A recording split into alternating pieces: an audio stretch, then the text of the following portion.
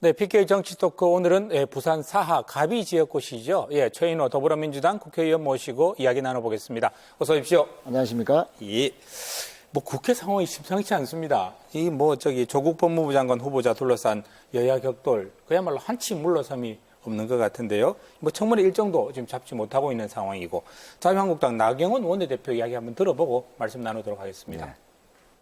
조국 후보자의 사퇴를 가장 앞장서서 촉구하는 사람.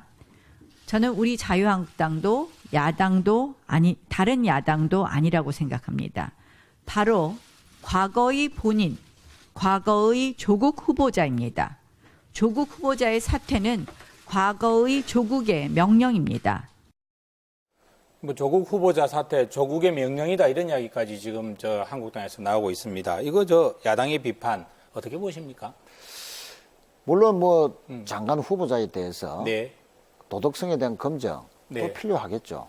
그러나 제일 중요한 것은 후보자가 네. 장관이 되었을 때 사법개혁에 대한 네. 의지라든지 또 그 의지를 어떻게 현실화시킬 것이냐, 네. 또 로드맵이라든지 또 그와 관련된 소신이나 가치관 이런 것을 검증하는 것이 주가 돼야 되는데 네. 지금 야당에서 주장하고 있는 것은 가동한 신상틀이 네. 또 가족에 대한 불필요한 내용까지도 들춰내서 네. 의혹 부풀리기 식으로 가는 것은 저는 청문회 취지에 맞지 않다. 네. 특히 그 가족들과 관련된 가짜 뉴스가 범람을 하고요. 특히 그 부친의 산소 묘비까지 사진을 찍어서 가족의 이름까지 다 공개시키는. 손주들 이름까지 공개됐다고 그 부분에 대해서는 조국 예. 후보자도 아주 불편한 심기를 드러내더라고요. 그거는 특히 우리나라 사회의 네. 전통적인 가치관으로 보면은 너무 과하게 간다. 네. 그래서 빨리 청문회를 열어서 그 청문회장에서 네. 각종 의혹들을 시시비비를 가리고 네. 그 판단을 국민들에게 또 맡기고 또 대통령의 최종 결정을 기다리는 식으로 가야지. 네. 자꾸 야당은 이걸 시간을 질질 끌어서 자꾸 정치 쟁점화, 정쟁화 시키려는 야당은 이런 태도는 옳지 않다 봅니다. 다음 달 초에 하자 그러고 우리 민주당은 원칙대로 이달 말까지 청문회를 열자 이런 주장이신데 합의점이 있겠습니까? 어떻게 될 것 같습니까? 가급적이면 법적 기한을 지키는 게 좋죠. 그래서 네. 8월 달까지는 청문회를 열어서 네. 빨리 그 절차를 밟아야 된다. 네. 그렇게 봅니다. 어떻게 보십니까? 지금까지 여러 가지 의혹들이 제기됐는데 조국 후보자 청문회 무사히 통과할 수 있을 걸로 보십니까? 당 분위기는 어떻습니까? 지금 저희 법사위원들이 검증을 네. 자체적으로 했습니다. 했는데 대부분 그 가짜뉴스의 소스인 경우가 많고요. 네. 그래서 결국은 청문회장에서 네. 여러 가지 의혹들이 다 해명될 것으로 그렇게 보고 있습니다. 낙관적으로 일단 보고 계시다, 그죠? 네. 예. 사실 조국 후보자, 또 민정수석 시절부터 여러 가지 이야기가 나왔던 게, 내년에 우리 지역 총선에 출마할 거 아니냐. 법무부 장관으로서 사법개혁 마무리하고 난 다음에. 아니, 법무부 장관이 된다면은. 네. 그 총선 출마를 위해서는 4개월 하고 나와야 되거든요. 그거는 시간적으로 불가능합니다. 그래서 본인이 장관을 하겠다는 결심을 한 것은 네. 출마와는 전혀 상관없이 자기는 법무부 장관으로서의 네. 소임을 다하겠다. 막 그런 의지를 가지고 있을 뿐인 걸로 알고 있습니다. 일단 내년 총선까지의 일정을 미루고 봤을 때 법무부 장관에서 나와서 다시 출마한다는 건 현실적으로 불가능하다. 그렇습니다. 예, 그런 말씀이신 것 같고요. 예, 좀 주제를 돌려보겠습니다. 예, 우리 지역에 워낙 중요한 이야기가 나와서요. 지금 2020년, 바로 내년입니다. 내년이 되면 수도권 인구가 비수도권 인구 추월한다. 이런 보도자료를 내셨어요. 어떤 내용입니까? 매년 통계청에서 네. 7월 1일 날 네. 우리나라 인구 통계를 발표를 합니다. 네. 지난 7월 1일 날 통계청에서 네. 발표한 자료를 보니까 입수해서 분석을 하셨군요. 예. 네. 정확하게 수도권 인구와 비수도권 인구가 네. 50%로 같았습니다. 수도권 인구가 2만 1,000명이 적을 뿐입니다. 네. 그런데 통계 수치로 보면 비수도권 50대 50. 2만 1,000명이 많다는 이야기네요. 예. 지금 현재로서는요. 예. 네. 그런데 내년 7월 1일, 네. 2020년 7월 1일이 되면은 수도권 인구가 13만 5천 명이 네. 더 많아지게 됩니다. 사실 수도권 면적이 우리나라 전체 면적의 11.8%에 불과하지 않습니까? 그렇습니다. 그런데 그 작은 지역의 수도권이라 하면 어느 지역을 일컫는 건가요? 그러니까 서울, 네. 인천, 경기. 요 세 개 지역이네요. 그렇습니다. 네. 이거 우리 지역 정치권의 책임 없다 할 수 없을 텐데 어떻게 보십니까? 물론 뭐 지역 정치권의 책임도 있겠지만 이것은 정부의 의지가 네. 국가 균형 발전 정책, 지방을 살리는 정책이 그동안 없지는 않았지만 네. 효과가 덜했다.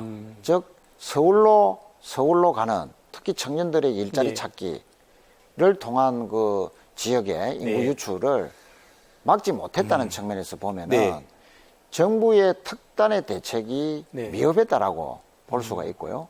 특히 이제 인구 그 추이를 조금 네. 더 살펴보면은 앞으로 10년 후가 되면은 네. 수도권 인구가 100만 명이 더 많고 아. 2047년에는 네. 300만 명 정도가 더 많아질 것이다. 압도적으로 비수도권에 비해서 그렇습니다. 늘어난다는 말씀이네요. 특히 부산 같은 경우는 네. 지금 343만 정도인데요. 2047년에는 286만 명으로서 네. 지금보다도 74만 명이 더 줄어든다. 한때 부산 인구가 400만 인구 이야기가 있었는데 참 이게 이렇게 쪼그라들지는 몰랐습니다. 예. 그러면 이제 청년들은 다 빠져나가고 네. 고령 사회만 남은 부산의 미래는 정말 도시 자체가 유지될 수 있을 것이냐. 네. 도시가 돌아가려면 일하는 사람이 있어야 되는데 젊은 일하는 사람이 젊은 있어야 사람들이 되니까요. 네. 다 빠져나가면은 이건 도시가 유지될 수 없는 상황까지. 그러니까 이거는 지방의 네. 엄청난 근본적인 위기가 이 인구 통계에서도 우리가 살펴볼 수 있는 겁니다. 사활을 건 문제이기도 한 것 같습니다. 말씀 그렇습니다. 나누면서 지금 다른 자료에서 살펴보면 80년대 중후반에 태어난 우리 부산 지역 젊은이들의 25%가 일자리나 이런 부분들을 찾아서 부산을 떠나간다는 자료도 그렇습니다. 있었습니다. 그래서 이 질문 안 드릴 수가 없는데요. 민주당이 122개 공공기관 2차 지역 이전에 대해서 언급하신 예. 바가 있지 않습니까? 예. 이거 참 관심이 많습니다. 예. 좀 이미 이제 1차 이전으로 문현금융단지가 생겨난 그렇습니다. 상태니까요. 예. 이거 어떻게 추진되고 있습니까? 네. 우선 노무현 정부 때 추진했던 150개의 공공기관이 지금 전국에 다 이제 이전이 완료되었습니다. 그렇습니다. 또 핵심 네. 도시도 만들어졌고. 문현금융단지 지날 때마다 그렇습니다. 보면서 기분이 좋습니다. 예. 그러니까 우리 네. 부산도 영화, 영상, 금융, 해양 관련 네. 15개 기관이 지금 내려와 있죠. 그렇습니다. 그런데 이제 앞으로 노무현 정부 이후에 네. 이명박 박근혜 정부 10년 동안에는 사실상 공공기관 추가 이전이 중단이 됐거든요. 그렇습니다. 참 아쉬운 부분이었습니다. 그렇습니다. 네. 그러면 지난 10년 동안에 신설된 공공기관들이 네. 또 꽤 많고요. 네. 1년에 보통 아. 한 20개 정도가 네. 공공기관이 신설이 되니까. 정부 사는 공공기관들이 그만큼 많이 생겨났군요. 그러면 12년 동안에 240개 정도가 새로 생겨난 공공기관이 있다고 봐야 되고요. 아하, 네. 또 그때 1차 때 이전하지 않은 공공기관이 또 수도권에 많이 남아 있습니다. 네. 그러면 지금 저희들이 통계를 지금 보고 있는데요. 네. 약 한 500개 정도가 아직도 아이고. 정부가 출연한 기간까지 포함하면은 500개라는 어마어마한 기관들이 아직도 수도권에 소재하고 있다 하는 그런 측면에서 네. 이해찬 우리 당대표가 네. 작년 전국국회 시정연설에서 네. 한 180개 기관을 네. 이전을 추진해 보겠다 하셨는데 그 180개 중에서 122개가 이제 나온 겁니다. 압축해서 나온 압축해서 거군요. 나온 네. 건데 앞으로 500여 개로 만약에 본다면은 네. 지방으로 이전될 대상은 더 늘어날 가능성도 높습니다. 아유, 그렇네요. 지금 어떻게 제대로 추진되고 있습니까? 당에서는 의지가 있는 거죠? 당은 네. 지방의 국회의원들이 많기 때문에 아. 특히 우리 당의 네. 정체성이 지방 분권과 균형 발전입니다. 그렇습니다. 그런 네, 측면에서 그렇게 듣고 있습니다. 의지가 아주 강하다 볼 수 있고요. 네. 그런 의지의 표현이 이해찬 당대표께서 작년에 그런 말씀을 하신 거고 저도 네. 국가균형발전법 개정안을 통해서 매년 신설되는 공공기관이 네. 정부의 균형발전위원회로부터 그 신설되는 기관이 서울에 남아야 될 기관인지 네. 지방으로 그 신설될 기관인지를 네. 심사를 매년 받도록 아하. 그리고 네. 2008년 이후부터 새로 생겨난 네. 그동안의 신설 기관이 그 소급해서 네. 그 소재지에 네. 대한 심사를 의무화하도록 아. 하는 그런 법안을 제출한 바가 있습니다. 아, 지금 개정안을 내놓으셨다, 그죠? 그렇습니다. 네. 아, 그 개정안이 상당히 그 내용적으로 의미가 있습니다. 그게 통과가 되면 네. 법적으로 반드시 심사를 받고 또 지방으로 이전하는 네. 기관 수가 월등하게 많아질 가능성이 높죠. 그런데요, 그 근거가 마련되는 법안이군요. 그렇습니다. 예. 예. 지금 122개 공공기관 이전 문제도 지금 용역 중이죠? 예, 그 부분은 그 네. 122개 기관에 대한 용역은 네. 진행되지 않고 있고 아, 그렇습니까? 다만 이제 정부가 네. 기간에 1차 공공기관 이전한 기간에 대한 네. 또 혁신도시에 대한 평가 용역을 하고 있는 과정에서 아하, 네. 그 안에 네. 추가로 2차 공공기관 이전이 필요한지에 대해서도 용역에 포함시켜 놓았습니다. 그래서 연말에 아. 그 보고 결과 네. 2차 공공기관 이전이 필요하다라고 결론이 나면 정부도 그에 따라서 네. 2차 추가 이전을 천명할 가능성이 있죠. 이거 뭐 우리 저 지역뿐만 아니라 우리 지역 출신 정치권에서 정말 눈을 부라리고 지켜봐야 될 그런 용역인 것 예, 같습니다. 저희 당 의원들은 특히 네. 부산 의원님들은 네. 또 경남 의원들까지 똘똘 뭉쳐서 네. 이번만큼은 2차 공공기관 이전을 반드시 가시화시켜내야 된다. 네. 그렇게 추진을 하고 있습니다. 어쨌든 예, 가치적인 결과가 하루빨리 나왔으면 좋겠고요. 사실 그 우리 문재인 정부의 어떤 공약 사항이기도 했습니다. 연방제에 준하는 지방분권 문제, 네. 예, 이거 저 아주 중요한 부분이긴 한데 지금 어떻게 보면 문재인 정부 들어서 이 부분에 대해서 좀 더 구체적이고 가치적인 결과물이 아직 나오지 않고 있다라는 네. 비판도 있습니다. 지금 네. 이거 어떻게 보십니까? 물론 가시적인 성과로 보면은 문재인 정부가 네. 기대했던 만큼의 성과가 없기 때문에 네. 또 실망을 주는 것도 사실입니다. 그런데 내용을 살펴보면 네. 지방분권과 관련해서 작년에 대통령이 국회에 네, 지방분권을 중심으로 한 개헌안을 네, 제출한 바가 있습니다. 그렇죠. 그런데 네, 여야가 합의를 못해서 네. 사실은 분권 개헌이 이루어지지 못했거든요. 무산됐었죠. 예, 이게 참 아쉬움이 많고요. 그 다음에 이제 공공기관 이전과 관련해서도 네. 아까 용역 말씀을 드렸습니다만 올해 네. 용역 결과가 나오는 대로 정부가 2차 공공기관 이전에 대한 로드맵을 제시할 수 있도록 네. 저희들이 또 촉구도 하고 있습니다. 국회에 서면 혹은 서울에 서면 지역이 보이지 않는다. 이런 예. 이야기 저희들끼리 가끔씩 합니다만 실제로 어떻게 보십니까? 지금 농촌에 같은 경우에는 농촌을 낀 시군이 네. 200여 개가 있는데 네. 앞으로 20년 후에는 네. 70개가 소멸할 것이다 음. 하는 그런 그 분수까지 있습니다. 네. 부산도 인구가 70만, 80만이 줄어들면 도시가 유지될지도 의문인 이런 당장 상황까지 가는 부산 거죠. 중구가 가장 소멸 위험도가 높은 지역으로 그렇습니다. 나오고는 그러면은 있습니다. 이게 네.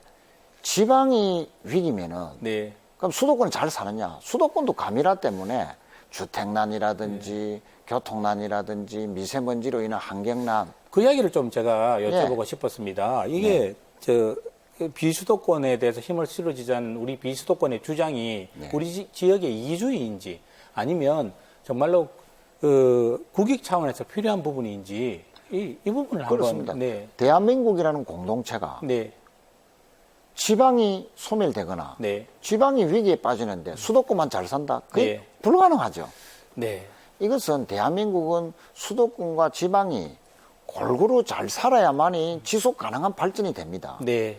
어느 나라치고 수도권만 극단적으로 발전하는 나라치고 그 계속 발전해온 나라 사례가 없거든요. 대한민국은 지방이 이렇게 네.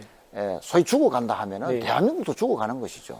그래 이런 대한민국 전체를 위해서라도 네. 수도권을 위해서라도 지방과 수도권의 공생 발전 네. 이것은 반드시 필요한 정책이다. 알겠습니다. 이거 마지막으로 이 말씀도 좀 여쭤봐야 될 것 같습니다. 더불어민주당 부산시당이 전국 지자체 최초로 일본 경제 침략 대책 특별위원회 구성하셨습니다.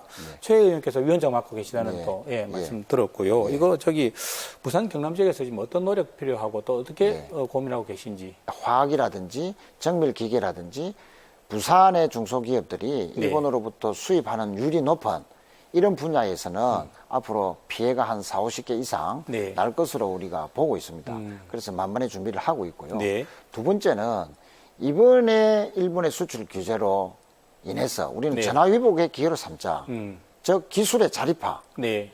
특히 우리 지역의 중소기업들 중에서도 네. 기술 경쟁력이 있는 기업들이 꽤 있습니다. 아하. 네. 예를 들면 불화수소가 네. 아주 문제가 되지 않습니까? 불화수소도 우리 관련 기업이 있습니까? 불화수소를 국산화하는데 네. 울산에 아. 부산과 연고가 있는 울산의 네. 기업이 네.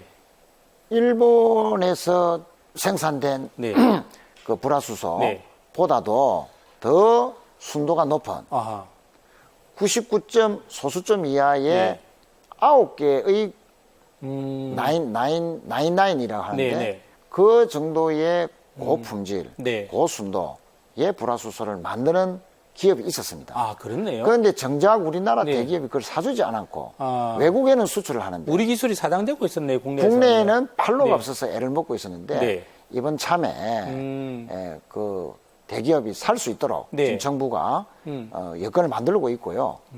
예를 들어서 이런 사례에서 보다시피 네. 우리가 부품 소재 장비 분야에서 특히 우리 부산, 경남, 울산 지역에서의 실력 있고 경쟁력 있는 중소기업 그런 기업들을 들을 키우는 계기가 집중적으로 키우는 아하. 계기로 삼는다면은 네. 오히려 우리의 기술 자립화뿐만 아니고 네. 우리 지역의 경제 활성화, 네. 일자리 창출에도 크게 역할을 할 것이다. 그런 그렇게 부분들은 우리 지역 정치권에서 나서서 중앙정부 부처와 연결도 해주고 또 지원도 받아내고 하는 노력들 같이 하면 정말 좋은 성과가 날 수도 있겠습니다. 예, 그래서 제가 이제 이번 정기국회에 네. 예산결산위원으로 아, 네. 제가 이제 활동을 하게 되는데 네. 특히 우리 국내 기술을 통해서 네. 특히 중소기업의 지원을 통해서 국산화하는 네. 이 예산 지원을 최대한 할 수 있도록 노력할 예정입니다. 지금 최 의원님 어깨가 무거우시겠습니다. 알겠습니다. 오늘 바쁜 시간 쪽에서 토론에 임해 주셔서 고맙습니다. 감사합니다.